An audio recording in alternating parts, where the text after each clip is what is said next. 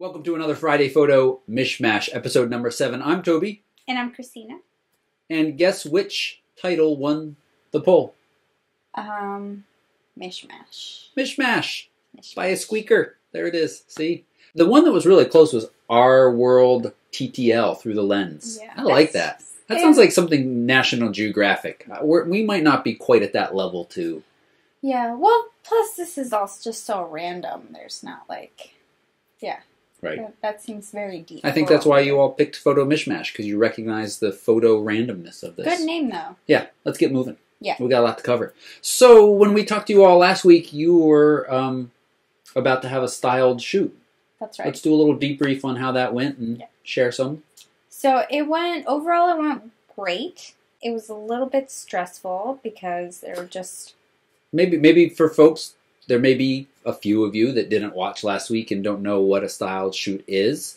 Basically, you got together a bunch of vendors and models and did a mock wedding. Right. But without the I do and stuff, but just... It's for inspiration for brides and for us to get a little bit of promotion and to showcase vendors' talents here in Vermont. And so... it's fun to get together and just be creative for the sake of being creative. A caterer who made delicious... One of my favorite parts of the day was getting to eat the leftovers. I wish I wasn't so stressed, so then I would have gotten to eat lots of delicious food. It was amazing. Makeup. It was amazing. The models. Right. And the venue. Stationery. Cake. Lots of people were involved. Yeah. So it was a nice shoot. It was a pretty big shoot. If this GoPro footage behind me ever finishes churning for the time-lapse, you'll see a little bit of time-lapse running of the day. And also I've done a little kind of behind-the-scenes that I shot with a 70D and 40mm that I can run now. And there's a link down below to that full video, which is very short. Yeah. You said it was stressful. Right. Yeah. It just, I feel like both the other person, my friend, who was a floral designer, and I, who took on the planning and the coordinating of the shoot, just kind of stretched ourselves a little too thin. So there was a little bit less of doing what we specialize in, what we do best, and a lot more of making other decisions that we didn't really need to make throughout the day. So, but overall, it went really well. I'm really excited with how the pictures came out. And, I have a lot of editing to do, a lot of work to do, so... You've been working almost nonstop this past week on those images. Yeah. Your deadline's tomorrow. Right. Well, the lookbook's going to come out on Monday, so, So I need to submit those as soon as possible. So we'll put a link up. I'll put a link up on the Facebook page. That will share this. This was Vermont Weddings. Where is it mean? Vermont Wedding Style. Vermont Wedding Style. Yeah. And it's a website that has, local Vermont vendors and lots of inspiration for brides and grooms. And it's just, every issue gets better and better. So I'm really excited to be a part of it. Nice. Good. So you'll see some images and then some more will come out. Yeah, later. Later when we publish them. Nice. Yeah. Good. But look out for the new issue on Monday, the new lookbook. I had a lot of fun doing the behind-the-scenes video, getting to play with the 70D and the 40 shooting video.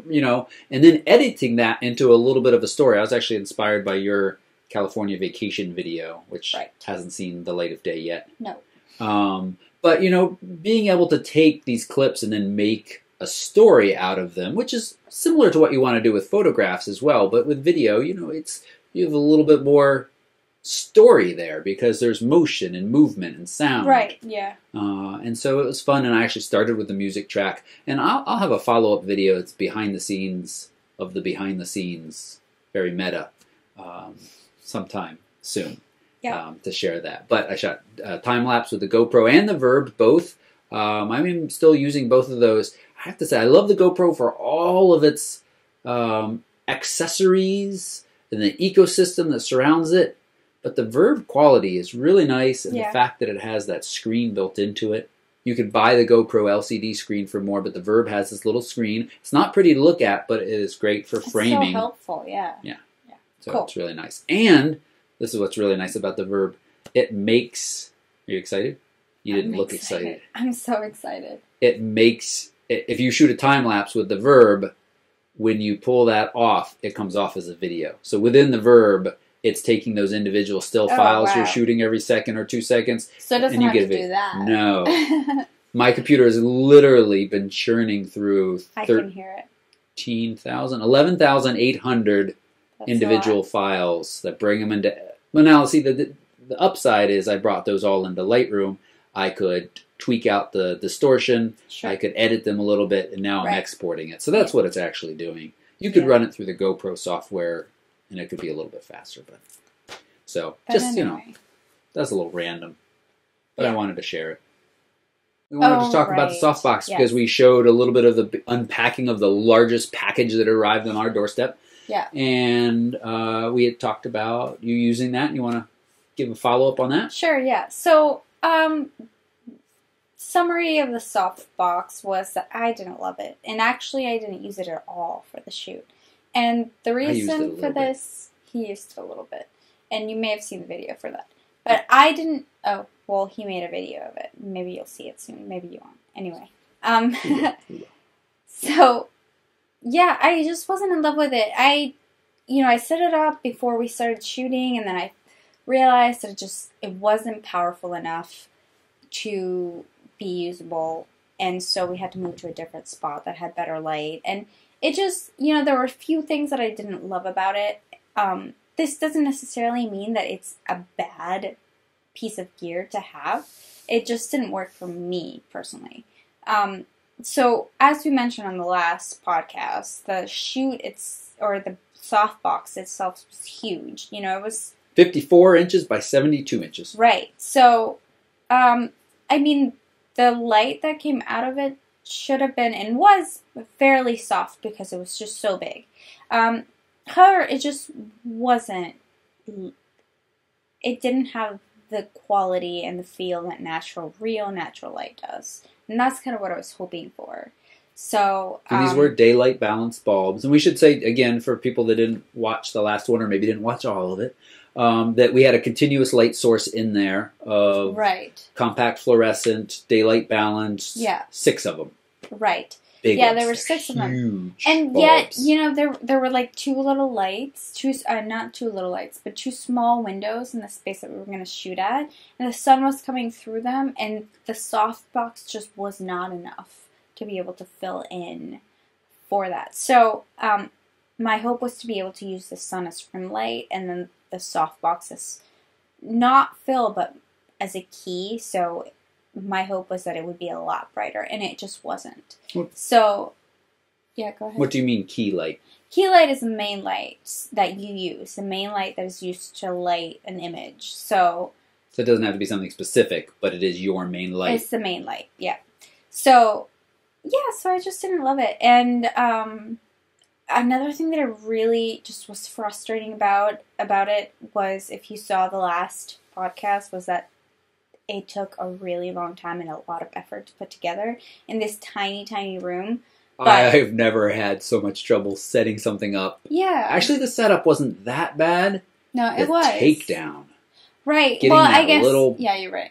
Yeah, so... it's kind of like an umbrella in that you put the poles in the big round socket thing. Yeah, it just was so cumbersome and really, really difficult to just take down and move to a different place. And honestly, I was secretly hoping that it would rock the shoot and be really awesome so I could keep it and use it for weddings. And we could bring it to weddings when we're photographing large groups, because it would have been really nice. But it's not very portable, and it's not very easy to set up and take down. So that really, more than anything, that really turned me off. And we had, it wasn't like we were working with a small space. We had plenty of space to set it up and take it down. Yeah. And we still really, really struggled. So I didn't like that, and the quality of the light wasn't that awesome. Right. And so I just wasn't crazy about it. So. And you've worked with smaller softboxes that you like. Softboxes can be good. Right. And maybe strobes in them. Softboxes are great. In this particular system, the spider light systems are great by Westcott. They're awesome. They're just, you just if you cannot, have a studio. Right. You just can't match natural light, and that's the bottom line. And so we just moved to a different spot in the barn that we were working at, and we shot there where there was better light. And we did use a big reflector to fill light back into the scene so that the shadows wouldn't be so harsh. But this softbox just wasn't great. Yeah. So okay. Yeah. So not a thumbs down for our use, but overall a thumbs up for the potential. Right. Except for the setup. Thumbs down for the setup. 2 down, 1 up. That. Okay. All right. Moving on. And I will have a video up sometime in the next few weeks that kind of shows it. It shows you can get some pretty dramatic side lighting out of it that, because it doesn't wrap around very much. You can get that very kind of contrasty look. So there's some neat things you can do with a softbox. And even smaller ones. You don't need giganto box. Right. Okay. All right. Yep. Let's roll into some news now. All right. So again, last week we talked about CP Plus, the photo show over in Japan, and not don't expect, we said, any announcements from any big kind of exciting prosumer or above professional level announcements here. This is really a kind of consumer oriented show. Mm-hmm. And sure enough, Canon T5. I said it without the I. When I typed it the other day, I typed I after that T5 a million times. It is not the T5i, it is the T5 from Canon, replacing the T3. This is your bare bones, entry-level DSLR from Canon. Was there no T4 ever? There was no T4, they skipped that. Interesting. Yeah. Okay. So T5. T5. Yeah. 18 megapixel sensor using the same one that is in the T2i, T3i, T4i, T5i, 60D. Same sensor. It's strange that they would announce the T5 like way after the T5i has been announced, but I mean, yeah. I'm sure it's strange to me that they're offering this alongside the SL1, which has the same. SL1 I should put on that list as well. All the same sensor. The SL1, though, at least is sold with the 18-55 STM lens, which gives you that silent autofocus during video, and plus it's a little bit better lens. The T5 is offered with the old 18-55 IS2. So what are your thoughts very about exciting. It? Well, it's just not very exciting. I don't think I want to spend much more time talking about it, other than the fact that by me saying it's not very exciting doesn't mean, well, and slightly disappointed that Canon bothered to put this out. But they did. But we also have to realize that you could take gorgeous pictures with this camera. Sure. I mean, people took gorgeous pictures with the Canon Rebel XT, which was the first Rebel that we both owned. Right, yeah. But, so then why would you ever buy this camera? To save money? Well, you could. If you're on a low budget. But there's the SL1. Which, is actually sold for $10 cheaper right now. What are the biggest differences between the T5 and the SL1? The SL1 is smaller, sold with a better kit lens. Okay, so you should just get the SL1. You should just get the SL1. And how much, what's the price difference between the T5 and the SL1? The T5 is supposed to come out in a couple weeks and sell for $549. Which is more expensive or less expensive than the SL1? The SL1 right now is selling for $540. And is the SL1 mirrorless? No, it's full DSLR. Weird. I know. It's strange. It is strange.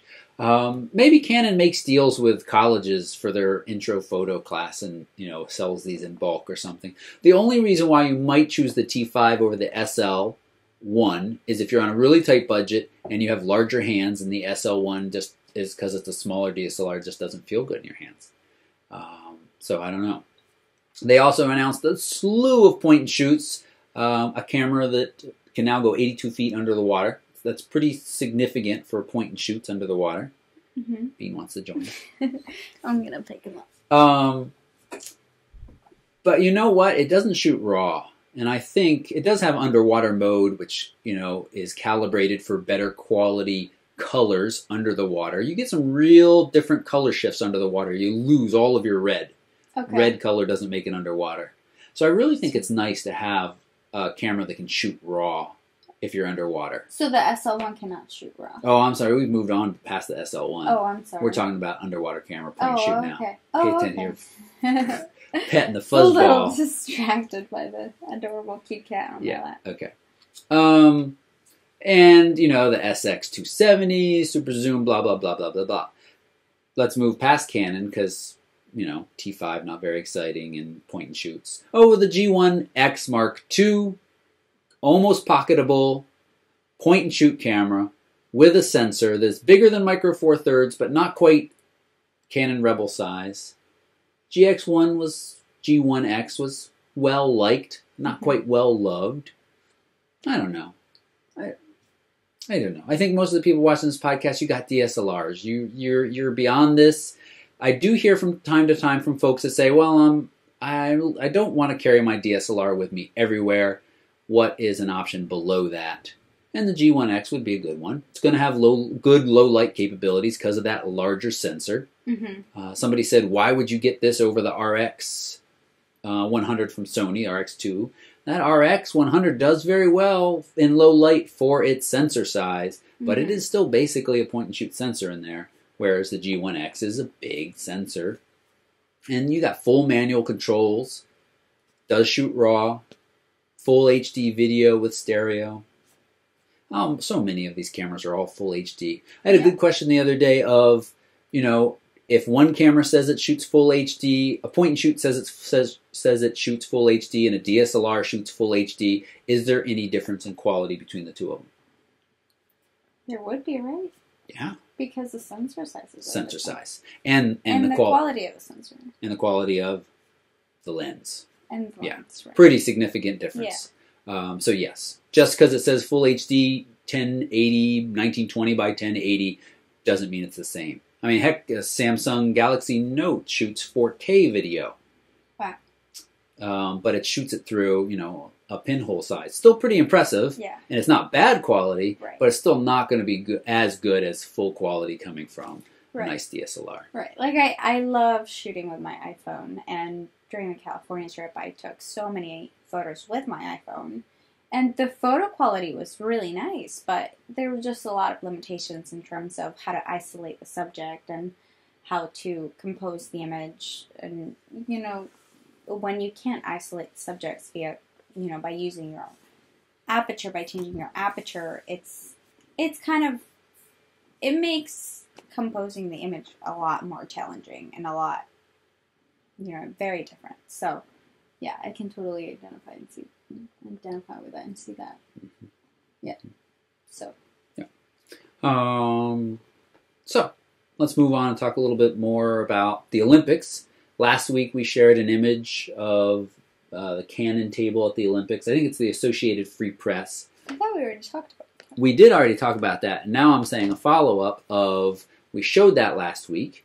And then this week I thought it'd be fun to just briefly look at some of the photographers going, one who shoots Canon, one that shoots Nikon, and pull out a couple pieces that I thought were neat from this. And one is this guy, Jeff Cable, who is going, he shoots Canon, and he carries, a couple of things that I want people to take away from this article, links to all of this are down below, is one, he carries on all of his gear on the plane for flights. Yeah, and that's the way it should be. Yeah, we've talked about that before. We've just heard so many horror stories, especially if you're going for a job, but even if it's vacation, you want to show up where you're going with the gear that you have left with. Right, yeah. It's pretty, yeah. You might have insurance that covers lost or stolen gear. We hear all these horror stories about stuff getting lost in luggage, but it's still going to leave you wherever you are without your gear. So you should come up with a good solution for carrying this on. Right, and I would never. I mean, there have been times where I've been in line to get on an airplane, and they announce the cabin space is full, and I, have told them I have a lot of camera gear worth a lot of money in my bag, and I just cannot, I cannot be separated from it. And they understand usually, so yeah. I mean, they find room. Yeah, they find room. And usually when they announce that, there's still some room, but they're starting to run out. So yeah, I mean, it's not the end of the world. But you should always stay with your gear. Like, if they had told me that there was no more cabin space, I would have taken the next flight. And I think they would have been able to accommodate it because they ran out of space. So yeah. So just be very, very firm and stick to your guns when it comes to that. Yeah. Another point that I want to take away from this video is this great picture from Jeff, the photographer, of the memory cards he's taken to Sochi. Yeah. Or he has taken, because it's a lot of memory cards. It's a lot of memory cards, and I think one of the interesting things is the smallest size he has here is 64 gigabytes. Really? Yep. And there's no 32? Nope. Huh. Yeah, there is a 32. You're wrong. Dang it. There's 132. All right, look, there's a bajillion cards there, and there's 132. But I think this ties into a question that we get fairly frequently as well. Mm-hmm. Should you shoot on one big card or many smaller cards? You know, the reason being, if a card fails, you're going to lose a small subset, whereas if the big card fails, you lose it all. Right. Yeah. So I think my opinion on that would be that, first of all, if you lose any images or any card that you have, whether it be small or big, and small I mean like 16 gigs, you know, that's probably the minimum I think that most people have at this point. I feel like that's become kind of the standard. Yeah. The standard bottom. Right. So 16 gigs. If you lose 16 gigs or you lose 64 gigs and you're shooting this really big important event, that's pretty bad. Like that's, you know, you're kind of screwed. And there's ways to recover it, but, you know, it's very stressful and very nerve-wracking. So, I mean, it doesn't really matter how much data you actually lose. If you lose any data and you're photographing a wedding, that's pretty, you know, it's challenging to kind of deal with that. So, I think you should have a backup whenever possible. So if you have the ability to shoot to a CF card and then an SD card or 2 SD cards, definitely take advantage of that. And then you don't have to worry about it. But also, the reality is that cards become corrupted very rarely. We've shot so many weddings and so many engagement sessions, and I have only personally had a card be corrupted a couple of times. Like, one time when there were actually images that I had just shot, and then I tried to import them into the computer, and the data wasn't, you know, I was unable to read the data. Through Lightroom. Through Lightroom. Or to importing them into the computer even. So, but then what I did was I just downloaded recovery software, and it was able to pull TIFFs out of it, which weren't CR2s. It wasn't raw images, but it was still something that I could work with. So, and then there's places that you can send images to that will do that for you in case a hard drive or a card or anything, you know, that you have that has important information, they can restore it for you. So, yeah, I mean, I think that you just kind of have to play by ear and see what works for you. Give him a smack. You're not going up onto the shelf with the cameras. You have to work with what works for you, but as Christina said, you know, have had corrupted cards, but have always had recoverable images from them. Right. And so then, you know, the other thing to consider is card management. So, for example, for me, because I'm a wedding photographer and I'm considering, you know, how many cards am I bringing to the wedding day? Do I want to bring like 8 16 gig cards, or do I want to bring 4 or 2 64 gig cards and then not have to think about card management and have I shot on these cards, and then, you know, trying to keep track of how many cards you've shot and which cards are which and which cards you start with. So I think there's a lot of value in being able to just be able to keep track of that. So I don't know. I mean, I think you just kind of have to go with what your gut tells you and decide based on that what it is that you, and how much you shoot also. But I think that you shouldn't be, I don't think you should be overly worried about shooting on larger cards these days. No, yeah. Especially, because the images are recoverable. Yes. It might cost you some money. You have to pay for the good software that will recover the images to download it. You have to pay for it, or you have to pay to send it. Somebody will be able to recover them. So it's not an ideal situation, but I think that card corruption happens so infrequently that You just kind of have to prepare for it, be ready for it, know that it will happen, but it just won't happen that often, and have a backup plan. So either have a backup when you're shooting or know the steps to take to be able to recover the images. Yeah. Okay, good. Another photographer going to the Olympics shoots Nikon. And the reason I'm pulling him out, again, links down below, is that he's got a pile of gear as well, and same thing there, Nikon is there with a huge table of the Associated Free Press providing the big long lenses, so he's not really bringing any of those. A lot of prime lenses, but one of the lenses he's bringing is the 28-300. And we talked a little last week about the kind of do-it-all lenses and poo-pooed them a little bit. You were a little on the positive side, I think, just to be a devil's advocate. I like to be a devil's advocate whenever I can. But I like what he calls it. He calls it his lazy boy because it gives you a huge range of coverage. He's using that lens from a photojournalist standpoint and mostly video. You can shoot with these kind of lower quality lenses in video and get away with it because your resolution is a little bit lower and flaws in the lenses aren't seen as much. And you get to shoot at 50, 1/50th of a second, pretty much.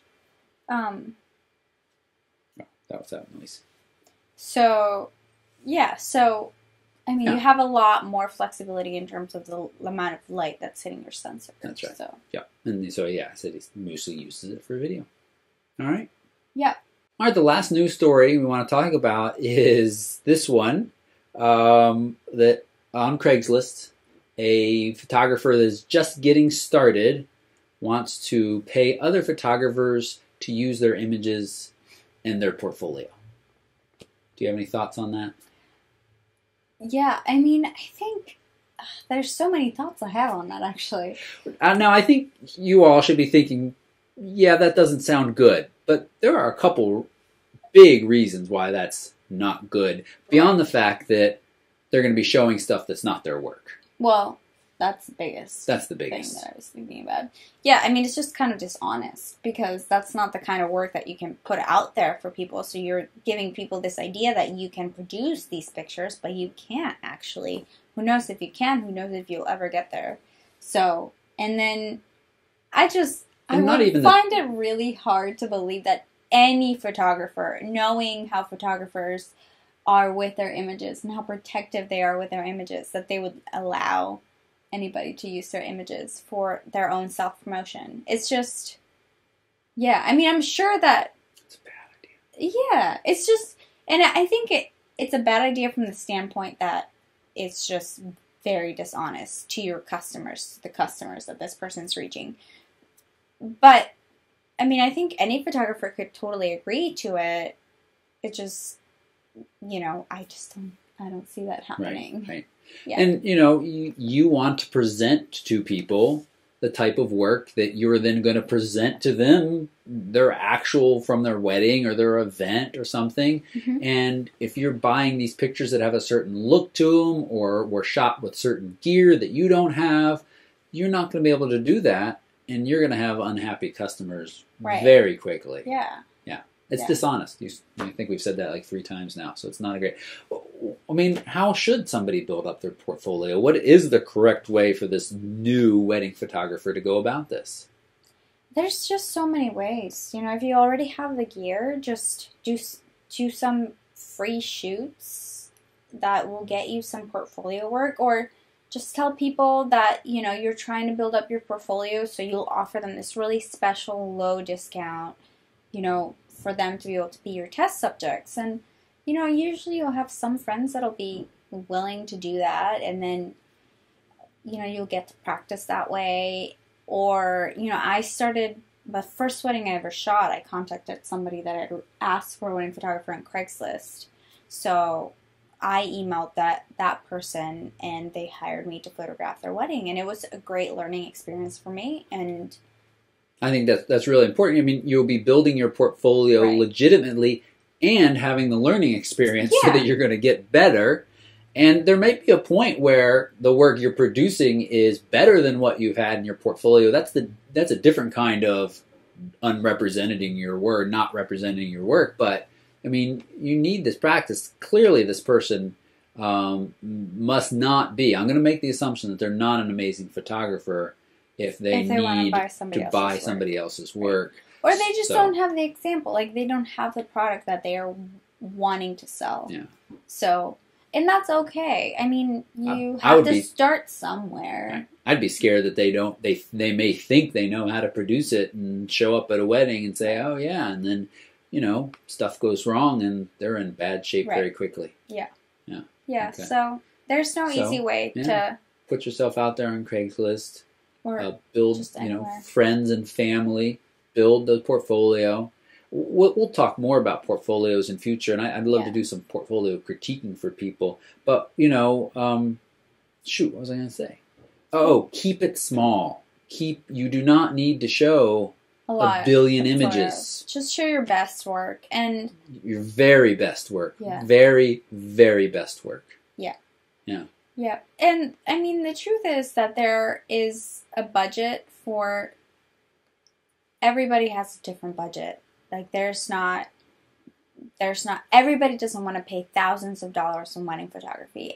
Not everybody can afford to. So there will always be people out there who will fit, a budget that you can, work with to kind of build your portfolio. So, I mean, it's going to be hard work. You're going to have to put yourself out there and reach people and market yourself, but it's attainable. But you shouldn't just buy somebody else's pictures and sort of basically tell everybody that that's the level that you're shooting at. And yeah, that's just dishonest, and you're shooting yourself in the foot, because you're going to have a lot of really disappointed clients who are not going to get what they thought they would be getting. So right. Yeah. So this is a great segue into a question I had this week about moving into more professional gear, specifically lenses. Mm-hmm. And what's a better lens to show up for a family photo event or a wedding or anything where you're getting paid to shoot. Mm-hmm. And we're not gonna name specific lenses right now. Although we might say Tamron 28-75 f2.8.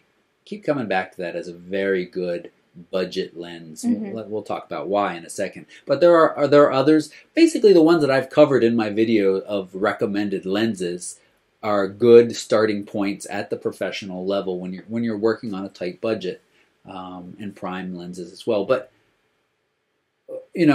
well, here, let me say this first. You can show up to a wedding with a kit lens. I hear from people all the time that do that. I cringe a little bit because there are certain parts of the day where you have very little control over the light levels. And you have these brides sometimes that want to get married, have the ceremony in these very romantic, aka dimly lit scenes. And when you have a kit lens, you have a very limited maximum aperture, especially as you start to zoom. And maybe I'm talking about the 18-55, maybe I'm talking about the zoom 55-250. When you start to zoom, that aperture really closes down, and you're very quickly going to struggle to make clean, low ISO images. Yeah. Or let's say that you are smart about this. You say, oh, I got the kit lens. I got to schedule this outdoor family photo fun session for 1 o'clock in the afternoon. Things go terribly wrong. The family gets stuck in traffic. Mm-hmm. They don't get there until 3:30. It's very overcast. And suddenly, even though you were smart about it, you have gear that's really going to limit you from making really strong images or being able to provide the images that you wanted to make. Yeah. So what's your question? So the question is, what do you do? I mean, I said the Tamron 28-75 or a prime lens. Why? Well, when you're running into a low light situation, you want to be prepared. And these cameras are able to handle low light situations really well because you can, dial your aperture all the way to like 3200 and, still get a very nice usable photo. But you should still be able to have some sort of lens that will compensate for that. I mean, there have been times where I've been in churches photographing a wedding, and even 2.8 just isn't enough. And I'm already at 3.2 or 3200 ISO, and I can't really go, I can't, set a faster or a slower shutter speed without risking motion blur. And so it's nice to be able to switch to my 85 and just try to walk in a little bit closer and then dial down and get a nice exposure. Your 85 1.2. Sure, yeah. Right. But, I mean, the point is that you don't have to have the 85 1.2. You don't have to have the 50 1.2. You just have to have something that will allow you to be prepared in a situation where there's slow light. So you could use a flash. You could use a flash, yes. But there is the potential for the deacon, the bishop, the reverend, that to they say won't allow you to use no that. flash photography and if allowed. you have really it's rare, high but it ceilings, happens. it just, it doesn't work they're not as bright as you think that they are, and you have to dial them all the way, you have to put them in full power, and the battery runs out really quickly, and the last thing you want to do is go switch your batteries out, during a ceremony. So I don't think that you need to spend thousands of dollars on any one piece of gear to be able to provide a good service to somebody, but you should have, at least something that can get you out of a tough situation when you need to. A single prime lens like the 50 f1.4. Yeah, I'm naming or the specific 85 gear. 1.2. Or the 85 1. 1.8. 1.8, right. Yeah, 1.8. 85 1.8. Those are lenses that are affordable, or they should be affordable to you if you're getting paid for this work. And so that's talking about pricing and things that we'll talk about in a minute briefly, but we'll talk about more in the future as well. Yeah. Another topic that people are interested in is, and this is a huge one that I think we should just touch on a little bit, is ways to make money with photography. Mm-hmm. Well, the ones that we are most familiar with and have talked about the most is weddings, or I do event photography, catering photography, portraiture, senior high school pictures. Same as portraiture. What was that? It's kind of the same as portraiture. Same portrait. It's more specific portraits. Family portraiture. Right. Family That's groups.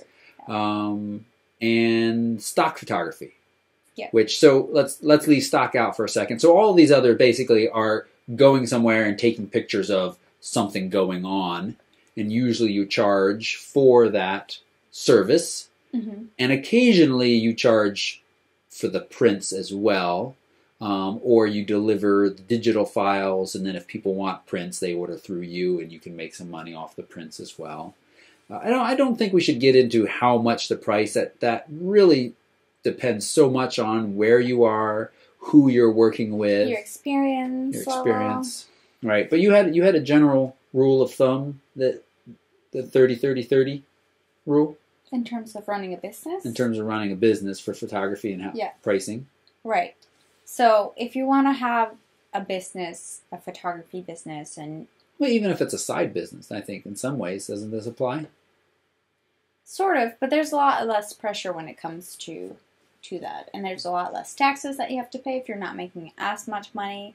And so, but ideally 30% of your total revenue, so all of everything that your clients pay you to provide a service, should be 30% of that should cover your costs, everything that goes into putting together one package, one service, what have you. 30% should go to taxes, because you're going to be taxed on that, because it's income, and you're going to be taxed twice as much as you would if you were working for an employer, because you're your own employer, so you're charged for your own taxes plus whatever your employer would pay on your behalf. And then 30% will cover your income, your profit, your administrative and selling expenses, and which is everything else that it takes to run a business. So like studio rent, or like gear insurance, just things like that you can't actually liability insurance, things that you can't attribute to like one package that you are going to sell to people. So yeah, in terms of making money, it sort of depends. If you want to take photography as your job and do it full time, then you should take this role. and, or not a rule, but more of a guideline, and sort of try to, figure out your finances and make predictions based on that. But if you're doing it as a side job, it's actually nice. You don't have to charge a minimum. Like, there's no minimum you have to charge. There's no minimum profit that you have to make. There's no, if you're just doing it for fun or just as, an extra income, it doesn't really matter, what you charge as long as you're happy with it. Right. So. But be careful, because I think a lot of times, and I still do this as well, somebody's like, $300 to come shoot for an hour, and I'm like, cha-ching! Right. But then I look at driving time, shooting time, editing time, communicating with the clients, producing the deliverables, delivering the deliverables. It adds Sometimes up they want a really CD quickly. that you drive to them. And then suddenly I'm looking at an hourly rate that's like $10, $12. So they're like, what poop. So, keep that in mind. Yeah. If you're trying to get started, you're going to make some sacrifices, and maybe $12 an hour. Hey, you get started, you put some images in your portfolio that we talked about. Right. So a good place to start would be to calculate what you want to get paid per hour, how long it would take you to provide this service. So add up all of the hours, multiply by 3, and so then you have your 30% cost, your 30% profit, and then your 30% that covers everything else. You. Yeah. So. Okay. Good. All right. I think that's good. If you want to hear more from us, mostly Christina, who is running a successful business on her own here, about this, leave a comment down below, and we can revisit this, maybe not in a podcast, but in a specific video. Yeah. Where we really kind of dive into this more detail. Yeah. Good. Let us know. Good. Oh, and I mentioned stock photography and selling prints. I think this is one that a lot of, and I early on too, I thought this. I got really excited way back when I entered a contest, a local fair, with my Canon G5 PowerShot, and had this nice waterfall picture.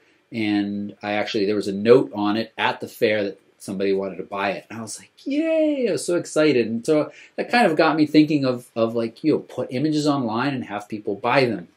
There is certainly no shortage of places to put your images online and to sell.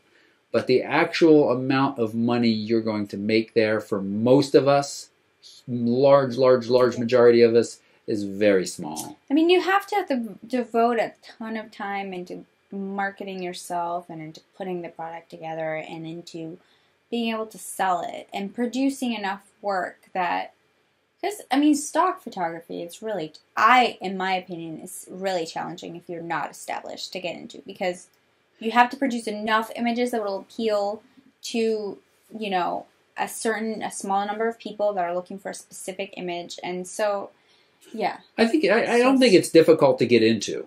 Because places like iStock, Shutterstock, they'll happily accept your images. You can throw them up there. In terms of making money off of it, though. In terms of making money. Different story. Right. Like, you can get into it and put a lot of work out there and spend lots of hours making pictures that you upload there. But if you're going to get a return, you have to put a lot more work into it. It's not going to be snapshots of your cat. No. It's not going to be a potted plant in your house. It's not going to be a nice sunset. For the stock photography that sells is very clean, usable in presentation. Well, there's, everybody needs digital images. The number of digital images that are consumed each day for presentations and for marketing and for blah, blah, blah, blah is humongous. I think the point that we're trying to get to is that there's just no easy way into making money out of photography. There isn't. There's an just easy way. Yeah. But, if you enjoy it and you want to put some images up there, if you want to sell images for people to buy kind of outside of stock, but like maybe they want to put a nice picture, you're thinking about people hanging a nice picture above their couch. Is that picture crooked right back there right now? Probably. Your sunset picture is probably not going to be purchased, because almost everybody can take a nice sunset picture with a point and shoot, and it does a decent job. So you have to work at it. You have to make the pictures, similar to how we talked about making pictures before. Yep. Yeah. This is another topic we can talk a little bit more about. We can't really talk a whole lot about stock. I've done a tiny bit, and honestly, in the last 10 years, I've made maybe $120.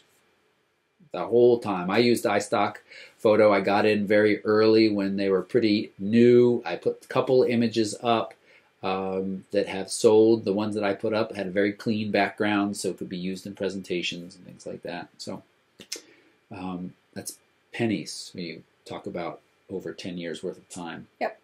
So we can't really share a whole lot about that, so don't ask us. But the other stuff, right. We'll talk more about. Yeah. All right, let's switch gears. Yeah. Something exciting. We teased this last week. A giveaway. A giveaway. A giveaway. It's not a huge giveaway, but it is. But it's a very exciting giveaway. It's a very exciting giveaway, and it's a very sweet giveaway. Sure. And I'm really excited to be working with this company for a couple of different reasons. I'll stop. Yeah, well, I'm really excited because I've loved this company for a while now. They just make a really good product, and why don't we products, a series of products. But why don't we just announce what it is? Okay. Okay. Yeah. Ta-da! Ta-da! It is this woodblock prints on a woodblock. And the company is called Artifact Uprising, and you may have heard of it, or you may not have.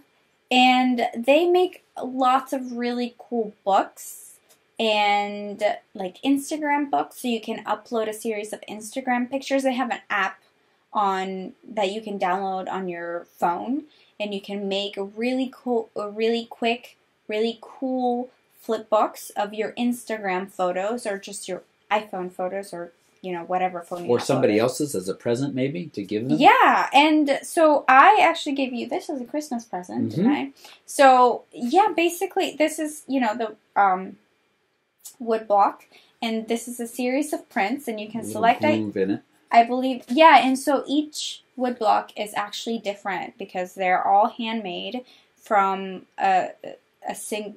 several pieces of different kinds of wood. So every piece of wood that you get is going to look different, and it's going to be unique. It's going to be very unique. In a good way. Yeah, and so then you get all of these images printed. You can select which images to get printed, and they kind of look like Polaroids a little bit. But so you can select which images you want to have displayed on the wood block at any time. Now these are square. Are they 1-to-1? They are 1-to-1. Yeah, they're all square images. Did you have to do the cropping when you submitted them? Yep, I did. Yeah. So, but I think they make really awesome gifts for family members or friends. And this is not everything. I mean, they have a really cool calendar that you can make. So you can make, images, a calendar out of images. And I love the very minimalistic, very simple, very clean, and beautiful look of their products. And they're all press printed. So what does that mean, press printed? That means I believe that means they're printed with no, I was gonna say inkjet, but I'm actually not entirely sure. It's paper. Right. These pictures are on paper, which also they don't have your kind of boring 4x6 glossy look to them. They have a nice... Right, they're matte. They're sort of matte. They have a matte look to them. There's some shine to them, but... So they're kind of fine art products. That's kind of how I see them. Yeah. And they're really awesome, and I really love this company and the products that they make. So you should totally check them out. And what are we going to be giving away? We're going to, not my pictures, but you're going to get your very own woodblock plus 25 prints. All we need from you is an email. There's a link down below. It'll say giveaway, and there'll be a link over into the system to do that. You'll be giving your email to Artifact Uprising. But one of the things that I really like is seeing my pictures printed. Yeah. I think so often digital age, we take so many pictures, and we use them as wallpaper on your computer, or you put them up on Facebook. But it really takes on a different life, a different meaning when you have them printed sitting next to you. Take them to work. I had this at work with me for a while. People loved it. The only reason I took it to work is because I knew people would love it. And they could just flip through my pictures and see my pictures and see this neat way of presentation. Yeah. So it's very cool. I think we're going to run this contest, or not contest, but giveaway for about 2 weeks. So in 2 weeks, during the podcast, we will pick a winner from everybody who has entered. And I thank you in advance for entering. I thank Artifact Uprising for providing this cool product. I actually asked them, I said, I got this for Christmas. I love it. I've got this small community of photographers that pay attention to things I say from time to time, and I'd love to give one of these away. And they said, awesome. So that's cool. They're cool people. Yeah. Good. All right, let's move into the last part of tonight's podcast, and that is a reader question. And you got mad at me last week because I didn't write down names. I didn't write down the name again. But this actually is another one of those questions where I get, this is kind of an amalgamation question. I get this in some form or shape of another. I get this question often, is how, when shooting video with a DSLR, to achieve that film look. Yeah, and that's kind of a loaded question. What do you mean it's a loaded question? Because there's so many ways that you can achieve a film look. And there's so many definitions. Down to 3 main ones? There's so many definitions for a film look. Or maybe 4. You're right. There's a lot. Yeah. Okay. So, actually, now that I think about it, do they mean film look in terms of the actual media used to record it, or in terms of the cinematic sort of feel that? So I take this question most of the time. It's always fun when I get these very short kind of questions. I have to read minds a little bit. What do they actually mean? And usually I make some assumptions. With this question, I'm making the assumption that they kind of want a look like you see in the movies, a cinematic look, which comes from a couple of different things.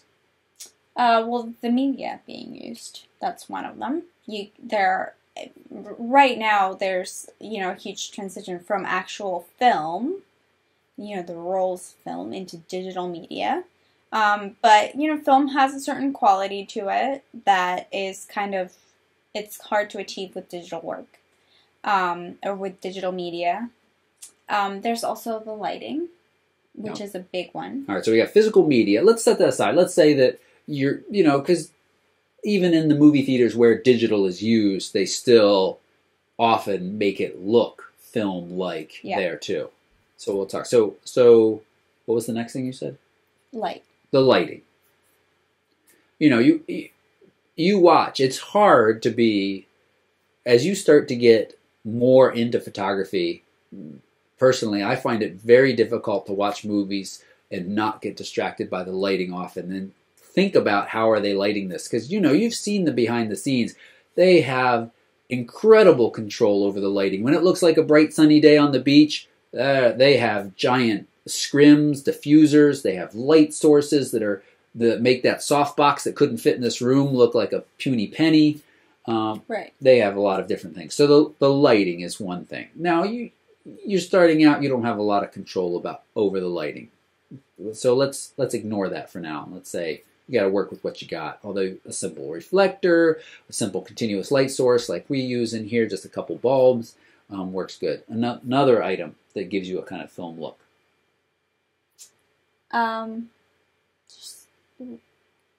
Did I stump you? The media and the lighting and the processing. I'm sure you can process post-processing. Yeah.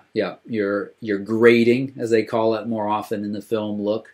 You can apply presets that give it kind of that warmer feeling often, or cooler. You got films that are cooler too. It really depends on what you're going for. Yeah. What I was thinking when I was quizzing you there is your depth of field. I think a lot of movies, you have a shallower depth of field, so that is one way to separate your subjects from the background, the same as photos. And the easy way to do that is to shoot with a prime lens, so you can shoot at a shallower depth of field. Mm-hmm. Another is to shoot at 24 frames per second. This is actually a little aside. Oftentimes I get people say the Nikon is better because it could shoot at 60 frames per second.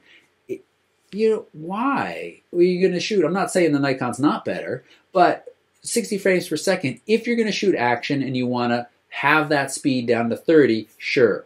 But if you're just taking video, if you're doing talking head stuff like this, or you're doing video movies or music videos, 24 frames a second is fine.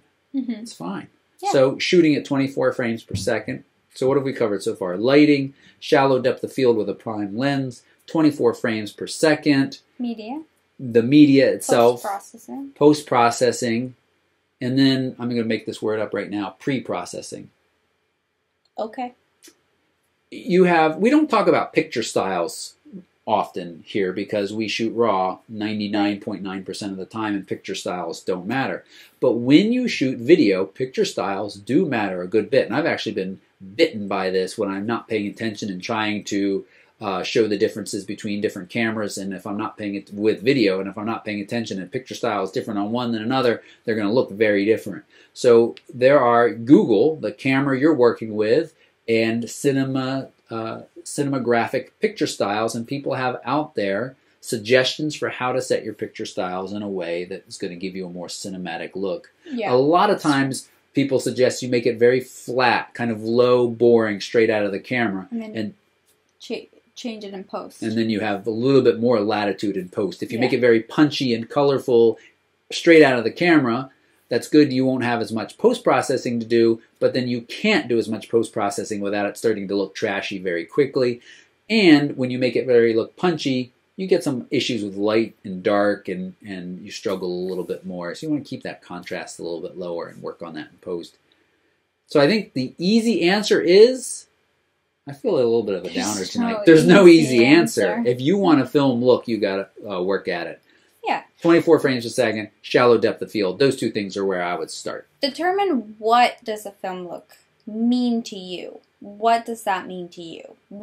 Especially if you're asking me. Give me a little more help on what you're looking for. Yeah. And then, and then we can start to give you more of an idea of how to get there. But it's just...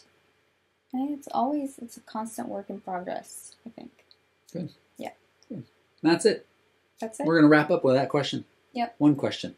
We'll answer more in the future. I think we'll try to keep our discussion section. Yeah, too much talking. We talk a lot. We'll debrief, and then we'll share that with you later. Thanks so much for watching. If you watched this whole thing, thank you. I appreciate that. If you have comments, if you have suggestions for topics you'd like to see us discuss in the future, leave them down below. If you would like to ask us to leave the cats locked in the other room, leave a comment down below. And if you haven't subscribed, please do so. It's really powerful. We have a lot of great information to share, and by subscribing, that is a quick, very simple step in supporting us sharing that information with you. There are other ways you can support as well. Look down below. I appreciate you watching. Starting to repeat myself. So, we're all done. Bye-bye. Photo Mishmash, Episode 7. Welcome to another Friday Photo Mishmash, Episode number 7. When other people... Why did you get your burps out first? This is a good segue into a question. Oh, I was looking at the camera. Oh, come on. I am hungry, I have to pee, and I have to finish my picture. So let's get this done. That's making the bloopers. I really have to pee. Okay, why don't you go. So yeah, feel free to talk. It's the Christina show.